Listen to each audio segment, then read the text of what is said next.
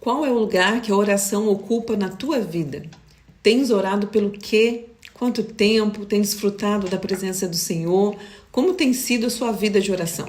O apóstolo Paulo, durante muito tempo, ele desejou estar em Roma, mas sempre foi impedido. Entretanto, ele nunca deixou de orar por aqueles irmãos e também nunca deixou de orar pela oportunidade de estar com eles. E antes de Deus levar Paulo até Roma, Paulo teve a oportunidade de escrever uma carta aos romanos.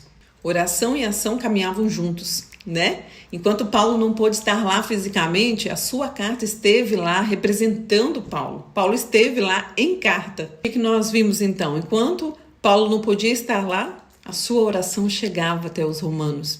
A sua carta chegou até os crentes de Roma. Nós precisamos aprender a orar e a agir.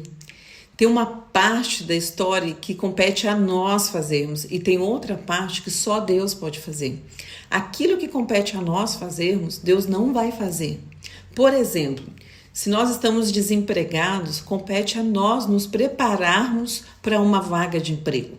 Preparar um currículo, irmos à entrevista, estarmos bem cuidados, bem preparados para o momento da entrevista, termos a diligência de não ficar em casa ociosos, mas sim à procura de ofertas de trabalho.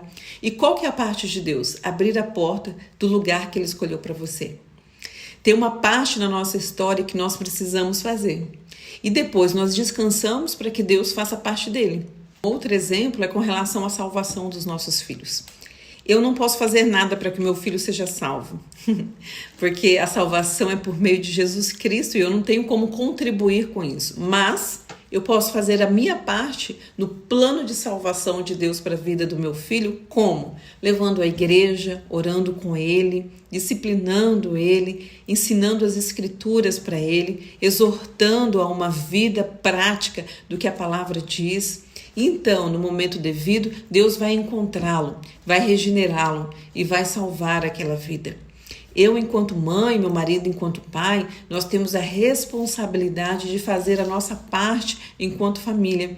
E Deus vai fazer o que só Ele pode fazer. Cristo vai fazer, nessa conjuntura, o que só Ele pode fazer. Então, hoje eu quero deixar uma reflexão. Tu tens orado por aquilo que você precisa? E mais do que isso, o que você tem feito, a sua parte, o que você tem feito com relação a tudo aquilo que você tem orado. Tem uma parte que é de Deus e nós precisamos descansar e deixar para que Ele faça parte dele. Mas e o que nos compete? O que nós temos feito?